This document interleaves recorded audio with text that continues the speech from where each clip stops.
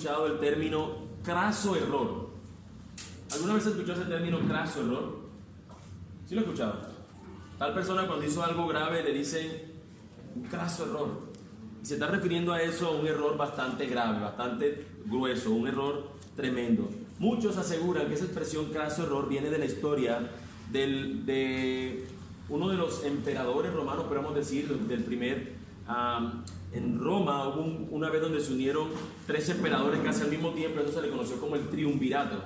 Formaban Augusto César, lo formaban Pompeyo y lo formaba el tercer miembro de este triunvirato, y el más poderoso en cuanto a poder adquisitivo de ellos era Marco Craso. Marco Craso era un hombre sumamente rico, pero carecía de dotes de guerra. El hombre no tenía realmente victorias militares, que era algo que caracterizaba a los líderes de la época. O tenían riquezas o tenían triunfos de guerra, triunfos militares. A excepción de César y de Pompeyo, que eran grandes vencedores en batalla, que habían tenido muchos triunfos en su haber, este hombre simplemente tenía batallas menores. Y este hombre era tan orgulloso que él quería, a como diera lugar, tener glorias militares, al igual que los otros dos triunviros que formaban parte de este triunvirato. Marco Craso, después de una serie de tretas que hizo con los otros triunviros, se repartieron más o menos las tierras y él tomó la región hacia el lado de Siria.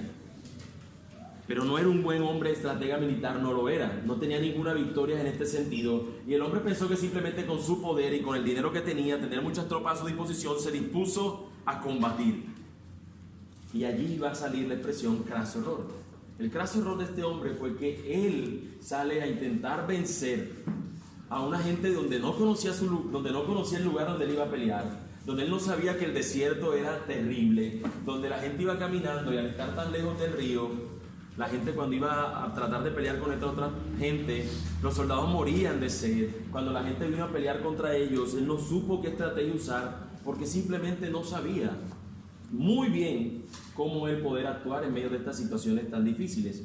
De modo, mis hermanos, que en la batalla de Carras este hombre pierde esta batalla y luego por deseo de los enemigos le dicen que para firmar la paz venga donde están ellos, al campamento donde se encuentran, pero era un engaño, y allí terminan matándolo, pero lo mataron de una forma despiadada. Como este hombre era ambicioso, estos hombres lo que hicieron fue fundir oro, abrieron su boca y le echaron el oro dentro de su boca y decían con estas palabras: tu ambición llevó a ti a tu muerte y a tu ejército. Allí murió su hijo y una gran cantidad de soldados romanos. Todo por causa de que este hombre no sabía realmente, muy fielmente, lo que era una guerra, lo que se enfrentaba, lo que él se estaba enfrentando. De igual manera, mis hermanos, nosotros podríamos estar en nuestra vida cristiana sin percibir, sin percatarnos, sin darnos cuenta que la palabra nos dice, utilizando este ejemplo, que nosotros también estamos en una guerra. Y como ya hemos leído, esta guerra no es contra unas personas que vemos que nos hacen frente. Hay unos entes espirituales, hay una huestes espirituales de maldad contra los cuales los hijos de Dios se enfrentan, contra los cuales las personas se enfrentan sin darlo cuenta. Nosotros percibimos que en el texto nos muestra que el camino y la vida cristiana, todo lo que hemos visto en Efesios, es descrito en la Biblia de muchas maneras. Un camino angosto, una puerta estrecha, una carrera, un peregrinaje. Estas son cosas que nos pueden dar una idea de lo que vivimos aquí diariamente en cuanto a nuestra salvación. Cuando lo vemos nosotros, por ejemplo, en una carrera, nos damos cuenta que necesita un esfuerzo. Cuando lo vemos por el lado de una puerta estrecha, que se requiere que tú tengas una dimensión para poder entrar por esa puerta, o un camino angosto donde cual realmente su tránsito no es tan fácil. Eso nos lo muestran esos ejemplos y quizás ya estamos familiarizados, pero tendemos a perder de vista el hecho, como nos dice acá, que nos describe de una manera más gráfica, más vívida, acerca de qué es la vida cristiana. La vida cristiana se puede contemplar a que aquellos que son cristianos están en una guerra. Aquellos que son cristianos están en una guerra. Así es como deberíamos vivir. Ese es el efecto de lo que nosotros vivimos en este mundo. Una guerra permanente. Pero no quiero que malinterpreten esto de la guerra tratando de pensar de que es algo físico, de que nosotros vamos a tomar un arma, tomar una pistola, tomar un cuchillo, yo no sé, y enfrentarnos con otra persona. No, acá nos está hablando de algo que no es en términos físicos, sino que es algo en términos espirituales. Nosotros no nos vamos ahorita a vestir como soldados, vamos a subirnos en las espaldas unos tremendos morrales y vamos a salir, ahora sí, vamos a las calles a ver qué pasa. No, no nos está hablando el texto acerca de eso. Por más que existan algunos que se tienen que vestir de esa manera para tratar de enseñar esto, eso no es lo que nos llama el texto a hacer. El texto nos está expresando a través de una analogía cómo luce la vida cristiana. Es una guerra, una verdadera guerra espiritual que debemos pelear, pero de acuerdo a las instrucciones que nos da nuestro general, no de acuerdo a lo que a mí me parezca. Bueno, yo voy a hacer esto, yo hoy no me voy a llevar este elemento, sino este. Yo ahora todo lo controlo por, no sé, como existen hoy, que existen aviones que son manipulados satelitalmente. Entonces uno cree que así de esa manera uno va a vencer en esta guerra. No, el Señor dio unas instrucciones claras y precisas de cómo es esta guerra y cómo nosotros deberíamos estar luchando esta guerra. A lo largo del recorrido, mis hermanos, de toda la carta a los Efesios, nosotros hemos visto que nuestra salvación se expresa en dos cosas básicamente. Por un lado, vemos la soberanía de Dios obrando antes de la fundación del mundo, muy por encima de nuestras propias obras. Por el otro lado, nosotros vemos la responsabilidad que en este mundo nosotros tenemos a la altura de ese llamado. Por un lado, nuestro Dios soberano obrando para salvar, y por el otro lado, estos salvos teniendo que vivir ahora de acuerdo a esta salvación que el Señor le ha entregado. En Efesios nosotros encontramos las dos cosas: Dios mostrándonos que Él nos ha salvado por su gracia, y luego ahora diciéndonos cómo nosotros debemos vivir respecto a esta gracia. Ahora, como cierre final, lo que está haciendo el autor es decir, miren, para que les quede más claro, para que ustedes puedan ver todo lo que hemos hablado acerca de estas cosas, nosotros no tenemos lucha contra carne ni sangre, nosotros estamos en guerra. Nosotros estamos en una guerra, en una batalla que enfrentamos diariamente. Seguramente muchas de nuestras reacciones al salir un domingo después de escuchar los sermones que hemos escuchado las últimas semanas ha sido: listo, Señor, ahora sí voy a cambiar, me despojaré del viejo hombre. Sí, Señor, buscaré la unidad con mis hermanos. Señor, pondré mis dones al servicio de la iglesia, andaré como hijo de luz, procuraré la llenura del Espíritu, siendo un buen hijo, siendo un buen esposo, siendo un buen empleado. Sí, Señor, esta semana sí. Señor, te he fallado, voy con toda. Pero lo cierto es, mis hermanos, que nosotros nos descubrimos que tan pronto llegue el día lunes, teología del lunes por la mañana, se nos olvidó la teología del domingo. Muchas veces nos sucede así. Pronto nos encontramos con la tremenda realidad de nuestra vida, y es que no se trata de algo fácil de llevar. Por cualquier circunstancia nosotros dejamos de afirmar en nuestra vida diaria lo que nosotros afirmamos el domingo con amenes, aunque no los hayamos pronunciado públicamente. Nosotros tendemos a luchar con eso. Y esto, mis hermanos, no es algo que fluye naturalmente, no es algo que sale espontáneamente, sino que es algo que normalmente, generalmente nos cuesta poder seguir conforme a las demandas que el Señor hace. Si eso te ha pasado, hermano, eso es una prueba fehaciente de que nosotros estamos en una guerra. Es una prueba de que nosotros constantemente no podemos seguir la orden de nuestro general. Estamos en una guerra sin darnos cuenta, donde aún tenemos otro enemigo, y es nuestra propia carne, que nos impide andar conforme al llamado que el Señor nos ha hecho, andar fielmente, perfectamente. Y no nos damos cuenta que aún hay un enemigo, se nos olvida que hay un enemigo que aprovecha todas estas dificultades, estas deficiencias nuestras de seguir al Señor, para Él mantenernos allí precisamente derrotados. No es fácil, mis hermanos, vivir a la altura de las demandas a las que somos llamados, no solo por la debilidad de nuestra carne, sino porque hay un enemigo que usa precisamente esas debilidades para dañarnos en medio de la guerra. La buena noticia, mis hermanos, en esto es que el Señor está con nosotros. Esa es la buena noticia. Hay una manera de pelear y también hay una manera de nosotros vencer. Y es precisamente de eso lo que nosotros hablaremos el día de hoy. La verdadera guerra espiritual de los creyentes. Verdaderamente veremos nosotros cómo esta porción tan larga que hemos leído, cómo podemos tenerla y escudriñarla a la luz de tres encabezados. El primero es ver la naturaleza de la guerra. Primero, la naturaleza de la guerra. Segundo, la descripción de la guerra. Y tercero, el alcance de la guerra. La naturaleza, la descripción y el alcance de la guerra. Naturaleza de la guerra. Versículos 10 y 11. Por lo demás, hermanos míos, fortaleceos en el Señor y en el poder de su fuerza. Vestíos de toda la armadura de Dios, para que podáis estar firmes contra las acechanzas del diablo. Notemos cómo Pablo inicialmente se dirige a todos los hermanos en particular. Y esto es importante, mis hermanos, porque la guerra espiritual descrita aquí no es contra los creyentes individuales, sino contra todos los creyentes en conjunto, es contra toda la iglesia. Aquí el apóstol nos está diciendo, no es que cada uno de nosotros vea, la guerra es contra mí solo, pobre de mí, contra este enemigo feroz, no. La guerra realmente es contra toda la iglesia, contra toda la iglesia. Nosotros somos la iglesia de Cristo, contra toda la iglesia tenemos nosotros un enemigo en común, y es Satanás y las huestes espirituales que le acompañan. Siendo que la iglesia, mis hermanos, tiene el propósito de mostrar la gloria de Dios a lo largo de los siglos, el propósito de Satanás es evitar que esto pueda llevarse siquiera a cabo. La iglesia tiene el llamado de glorificar a Dios en todo lo que hace. El enemigo va a buscar todas las herramientas, todos los medios para evitar que esto ocurra. Pablo entonces, además de esto, destaca que deben ser fortalecidos en el Señor y en el poder de su fuerza. Ciertamente no es una guerra que peleamos en nuestras fuerzas, sino en las fuerzas mismas del Señor. Ninguno de nosotros, mis hermanos, puede por medio de sus propios esfuerzos pelear contra un enemigo que es más fuerte que él. Nosotros tenemos que saber que este enemigo es poderoso y que en nuestras propias fuerzas nosotros no podremos vencerle. Ya no en nuestras fuerzas, sino en las que ha vencido al enemigo y la muerte. Es en las fuerzas del Señor que nosotros podemos enfrentar a este enemigo. Pablo hace una mención de nuestro enemigo, aunque más adelante lo describe más específicamente en su estrategia. Este enemigo se trata del diablo, el enemigo de nuestras almas. No hablamos de un ser en abstracto, mis hermanos. Hablamos de un ser real, un ser que tiene poder, mucho poder.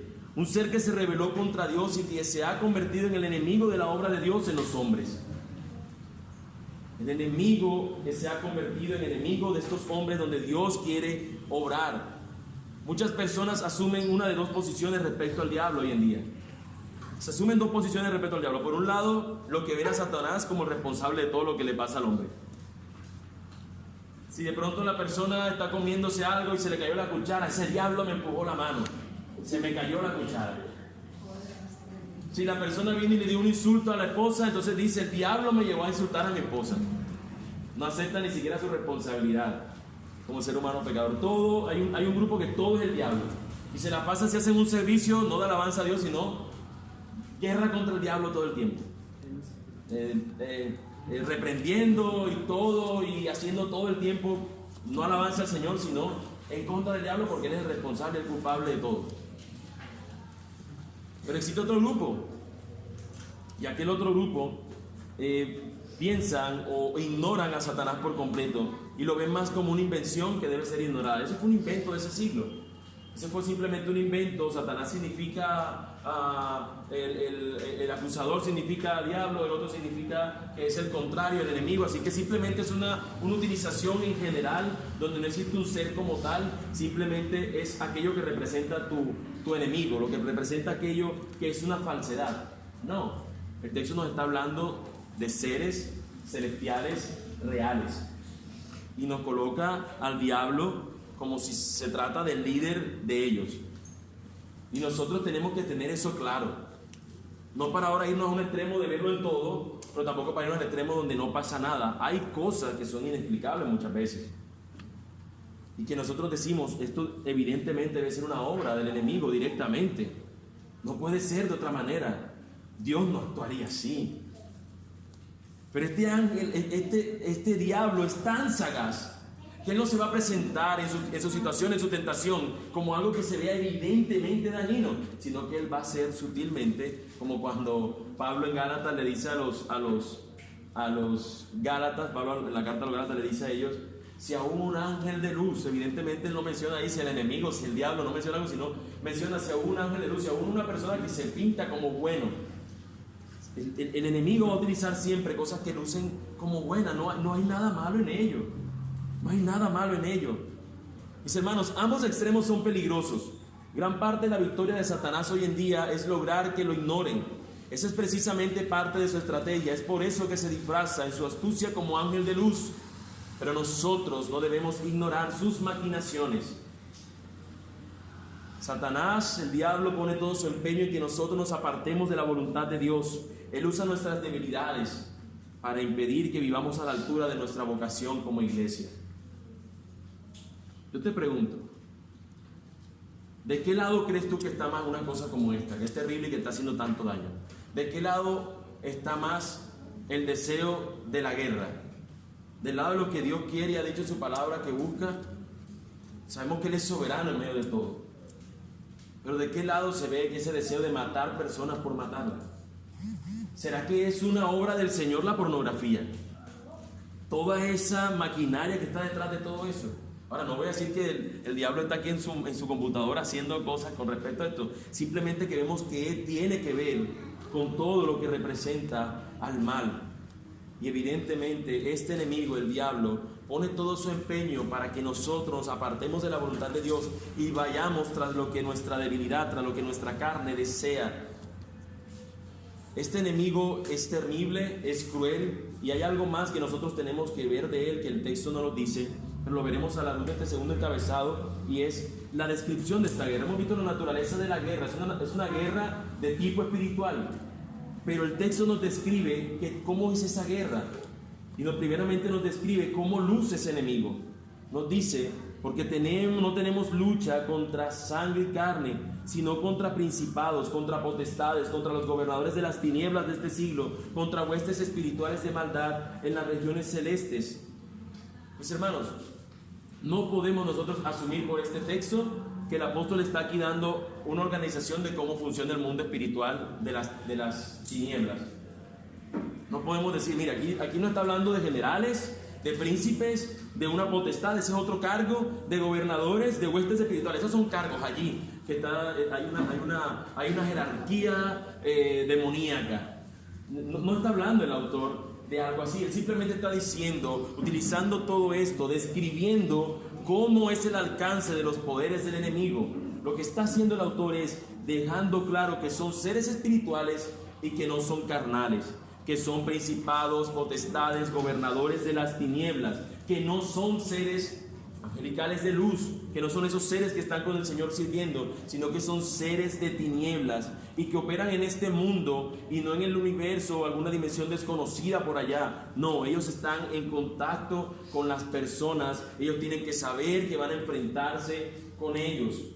De hecho, ahorita leíamos en el texto en Mateo, providencialmente, que nos habla de alguien, pero que ahora no solamente este ser espiritual estaba invisible, sino que, bueno, sí invisible, pero ya estaba poseyendo a una persona en particular. Ese no es el tema acá, pero como para que veamos la dimensión y el alcance de este poder de las tinieblas, hasta dónde puede llegar. Y recuerda que conocieran a Jesús porque leíamos ahorita que decía, Jesús, todavía no ha llegado el tiempo, porque quiere ya contra nosotros. Y el Señor viene y los expulsa al hato de los cerdos, ¿no? Nos damos cuenta que si hay una dimensión espiritual donde estas personas, donde estos seres están obrando y tienen contacto con nosotros. Es posible, sí, mis hermanos, que existe una estructura, es posible en la que Satanás opera, pero no debemos pensar que el punto aquí es, vamos a evaluar los rangos del enemigo. Ese no es el punto acá. El punto aquí es sencillo, es que nosotros sepamos que este ejército enemigo tiene poder.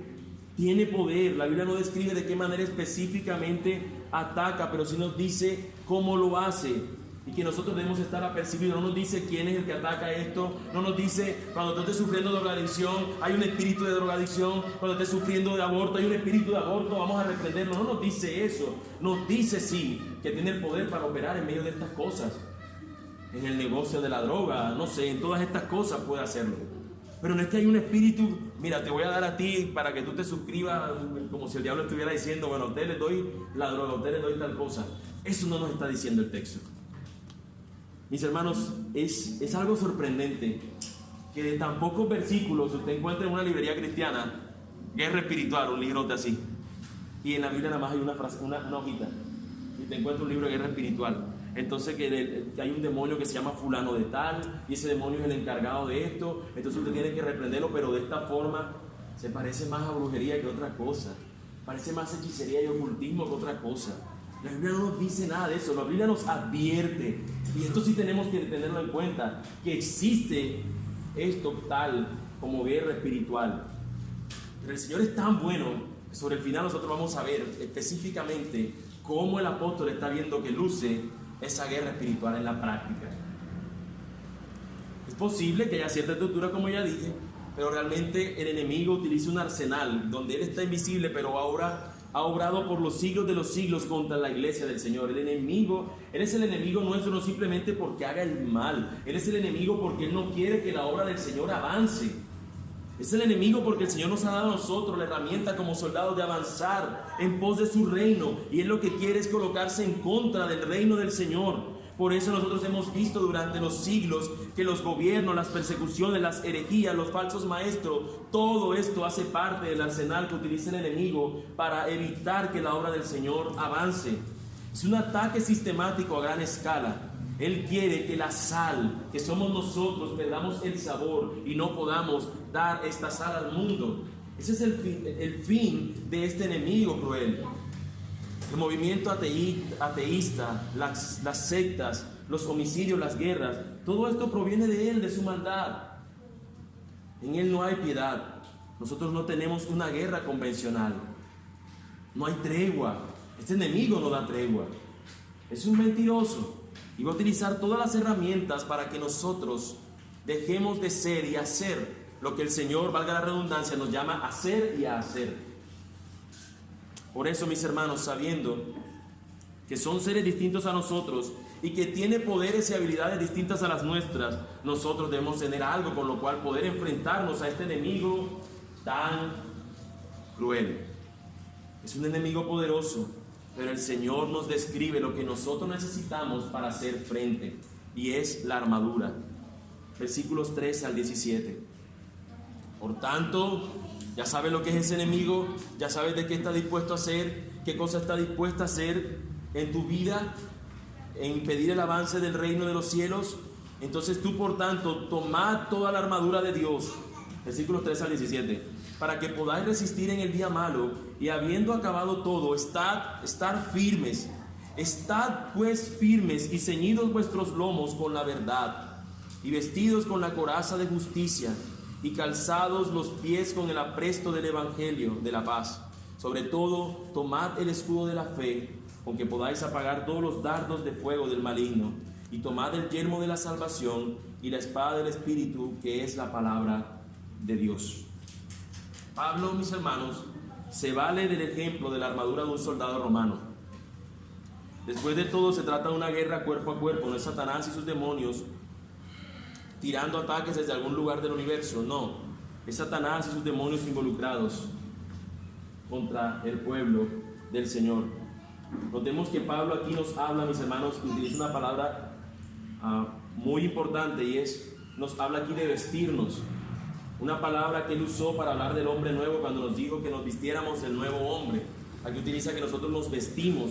La idea que Pablo usa es que nuestra armadura es vestirnos de Dios o según Dios. Por eso dice la armadura de Dios, de su verdad, de su justicia, de la fe que viene de Él, de la salvación que Él provee, de la palabra que Él nos dejó. En fin, nuestra armadura no es otra cosa que como Dios obra, como Dios actúa.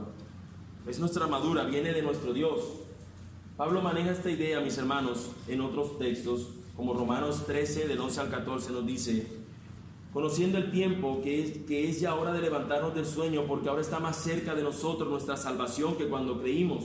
La noche está avanzada y se acerca el día. Desechemos pues las obras de las tinieblas y vistámonos las armas de la luz.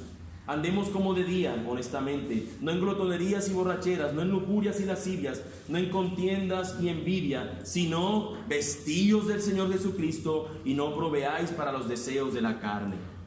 Este sentido de vestirnos de la armadura de Dios es para nosotros no satisfacer tanto nuestros deseos de la carne, pero también soportar las embestidas que el enemigo pueda hacer. Hay algunos elementos de esta armadura, mis hermanos, que es necesario que nosotros veamos con algo de detenimiento. Yo no pretendo ser muy preciso en ello, probablemente hubiese sido motivo de una predicación cada aspecto de esta armadura, hubiese sido 7 domingos viendo cada elemento de la armadura, pero hemos tomado la decisión de predicarlo en un solo sermón, de modo que va a ser muy un detenimiento, pero no tan específico. Ceñidos los lomos con la verdad. El primer elemento de la armadura es un cinto que ajustaba todos los elementos de la demás armadura. Cuando el soldado romano iba a vestirse, él se colocaba algo que le sujetara bien firmemente, era un cinturón que le ajustaba toda la vestidura que él se iba a colocar para que él no tuviera ninguna, él estuviera bien, como cuando uno dice una persona se fajó, que se colocó su cinturón para que todo le quede ajustado, para que todo le quede perfecto. Esta persona debe ceñirse con la verdad. Lo que nos está tratando de decir este texto es que el cristiano lo primero que tiene que ajustar su vida, sujetarse, es a la verdad que nos da el Señor en su palabra, aquello que es veraz y que viene de Él. Nos dice el texto que lo siguiente es vestirnos con la coraza de justicia. Ahora, esta justicia no se refiere a la justicia que tiene que ver con la justificación en cuanto a que el Señor nos ha salvado, sí, que somos declarados justos por Él, sino que es a la justicia en cuanto a lo que el Señor, leemos cuando dice en Miqueas, por ejemplo, que dice, te ha mandado el Señor lo que es bueno, lo que exige Él de ti, hacer justicia.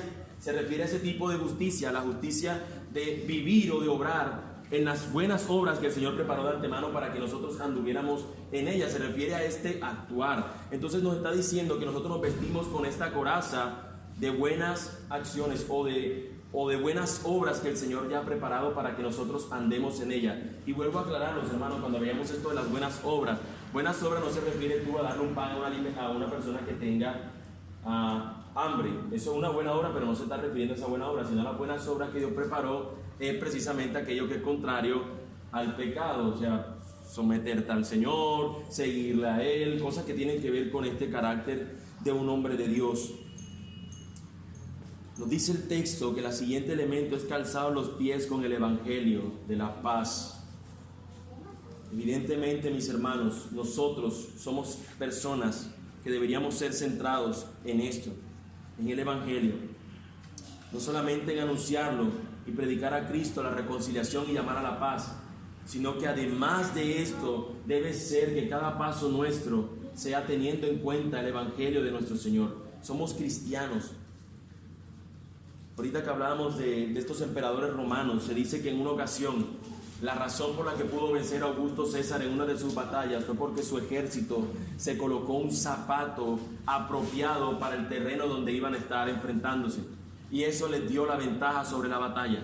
Imagínate que un futbolista va a jugar fútbol en un campo que está todo mojado y se coloca tapones de los más anchos y largos que son resbaladizos, o que se coloque simplemente unos zapatos que son para microfútbol. Va a parecer un patinador durante toda la cancha, va a estar de un lado al otro desplazándose rápidamente, pero es porque se para resbalando.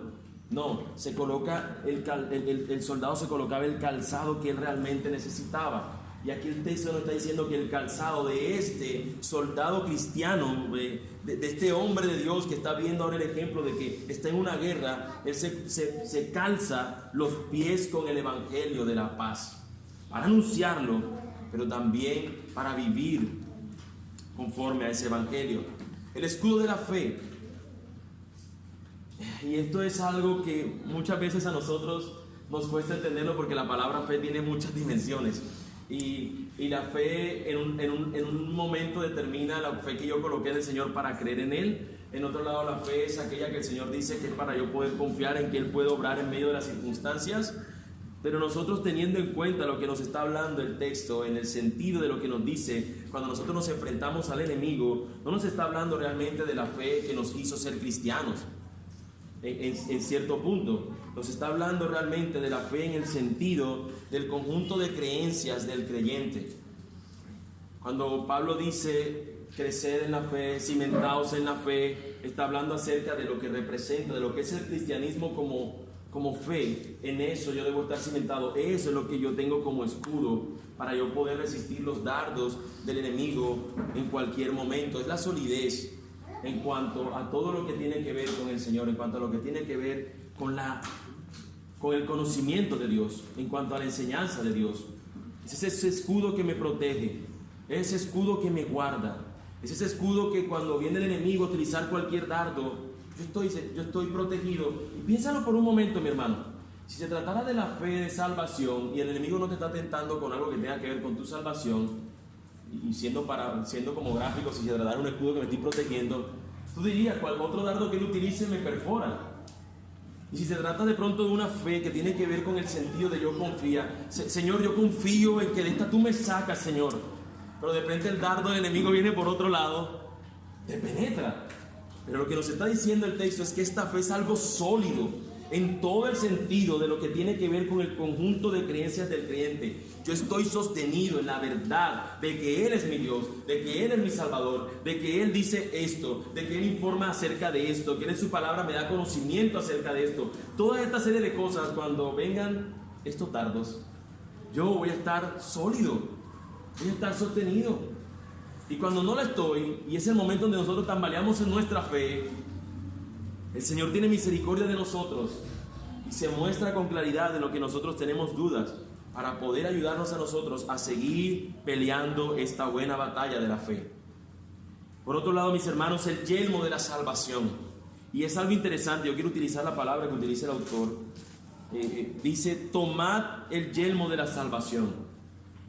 Pero este tomando es simplemente con que él va a hacer, él coge y va a una herrería, coge un pedazo de acero o de hierro, de lo que sea, y empieza a hacerle forma, y él creó este casco de la salvación y se lo puso. Simplemente le dicen, ahí está, tómalo, ponte la salvación, toma lo que ya ha hecho el Señor. Este sentido que nos da el yelmo de la salvación es la seguridad de nuestra salvación. La solidez en la promesa de que nuestra victoria está ya asegurada en Cristo, mi hermano. El hecho de que el Señor mencione el yelmo de la salvación es que por más que tú sepas que estás enfrentándote en una batalla, en una guerra, tú sepas que esa batalla ya fue ganada.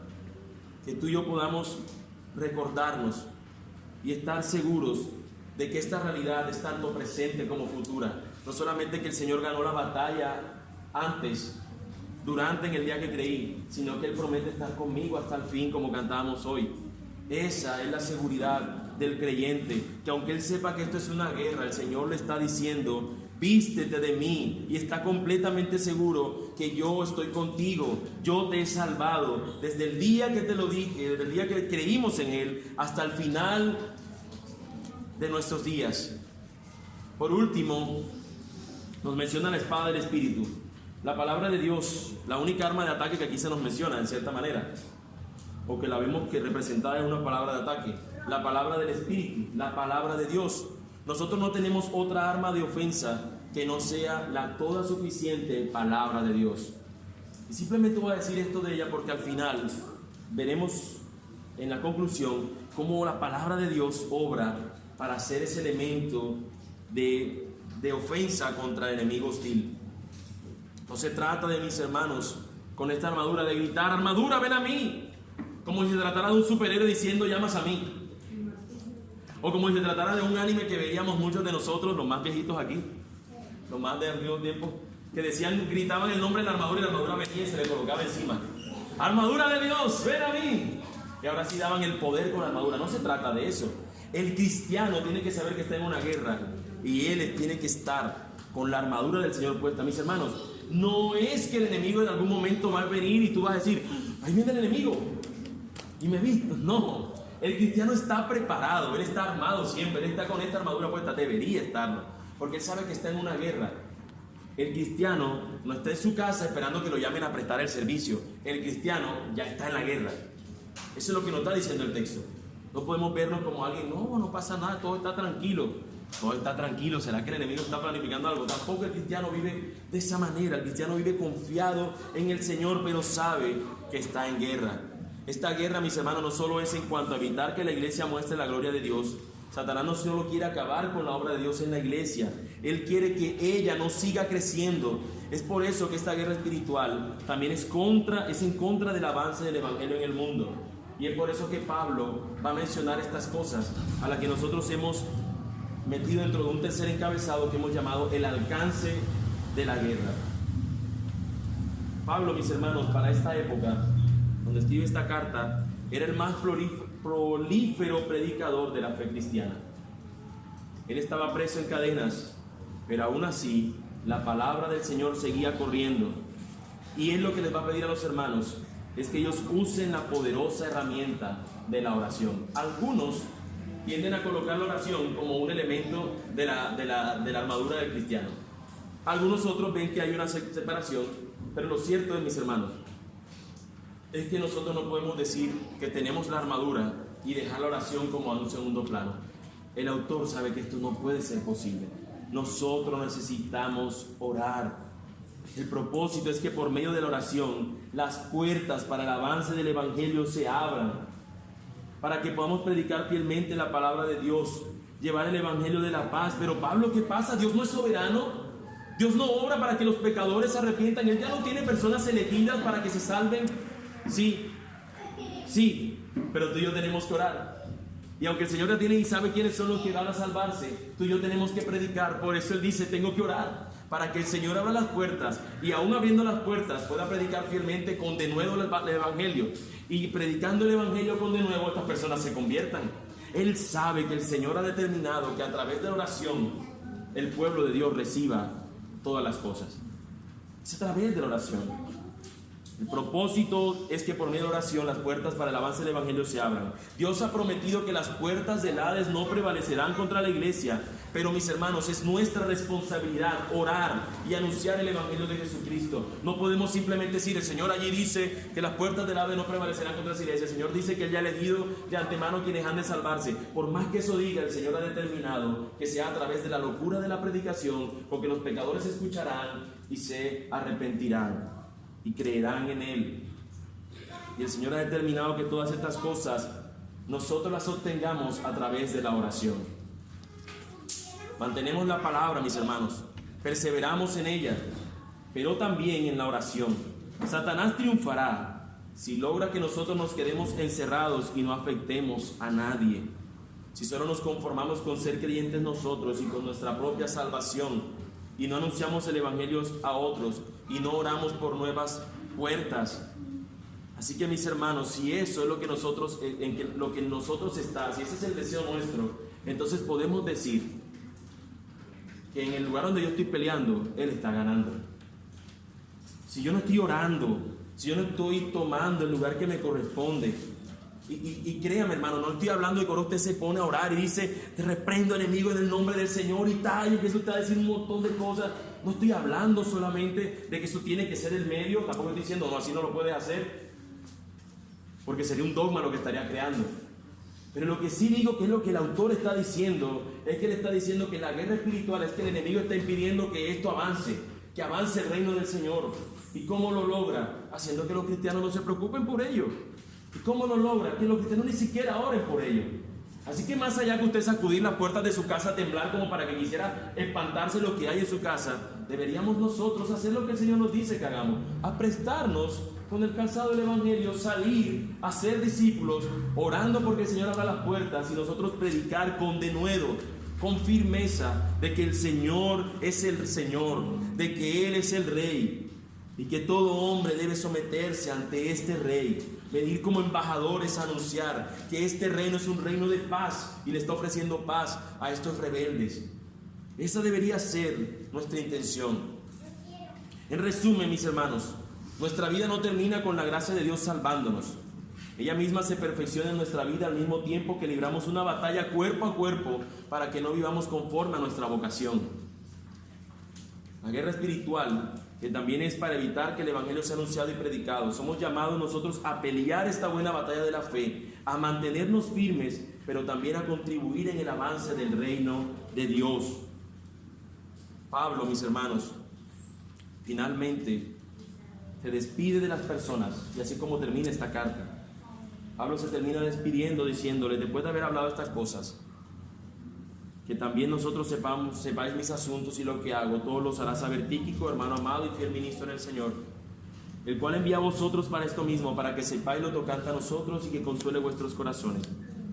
Paz sea a los hermanos y amor con fe de Dios Padre y del Señor Jesucristo. La gracia sea con todos los que aman a nuestro Señor Jesucristo con amor inalterable. Él hace una despedida donde Él sabe que ellos son creyentes, pero Él no quiere dejarlos por fuera, de que ellos sepan que ellos están peleando una batalla. Mis hermanos, nosotros encontramos en Adán, en ese primer hombre, en el primer Adán, encontramos que estando en la mejor de las condiciones, en el jardín del Edén, teniendo la presencia de Dios real allí con él, este hombre fue tentado por el enemigo y este hombre trajo el desastre. Allí se produce lo que conocemos como la caída del hombre y vino la destrucción sobre la humanidad. Pero nosotros encontramos en el postrer Adán, Jesucristo. Encontramos que no estaba en un jardín, sino en un desierto con las peores condiciones. Y en el último de los días de su tiempo allí en ese desierto, el enemigo llega a él a tentarlo de igual manera que tentó al primer Adán. Y el primero, mientras sucumbió y cayó en la tentación, satisfaciendo el deseo de su carne, encontramos que en el segundo Adán, este venció, a pesar de haber sido tentado en todo, no pecó, no cometió pecado. En el primer Adán, destrucción. En este segundo Adán nosotros encontramos que Él vence al pecado, a la muerte y a Satanás mismo. Mis hermanos, ese es a donde nosotros tenemos que poner nuestra mirada, en Cristo Jesús, quien venció aún sobre el enemigo mismo, quien siendo tentado en todas las cosas no sucumbió. ¿Y tú recuerdas cómo fue que Él se enfrentó al enemigo? Con la palabra. Pero ¿cómo dice que estaba lleno Él cuando sale del bautizo? Del Espíritu Santo. En el Espíritu Él fue a vencer, como hemos visto últimamente que nos dice Efesios, la llenura del Espíritu. Este hombre, Jesús, lleno del Espíritu y con la palabra del Señor como elemento de guerra, como su espada, venció al enemigo. Mis hermanos, probablemente nosotros no tengamos un encuentro como el de Jesús con Satanás. Muy probablemente eso no va a pasar. ¿Qué puede pasar? Pues bueno, puede ser. Pero nosotros no vemos a Pablo hablando de eso, lo que nos dice que nosotros no lo vemos, pero estamos en una guerra.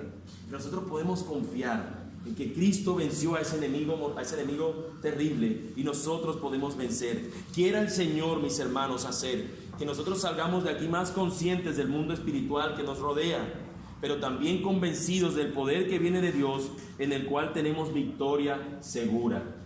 Quiere el Señor obrar en eso en nuestras vidas. Mis hermanos, oremos. Amado Dios y Padre.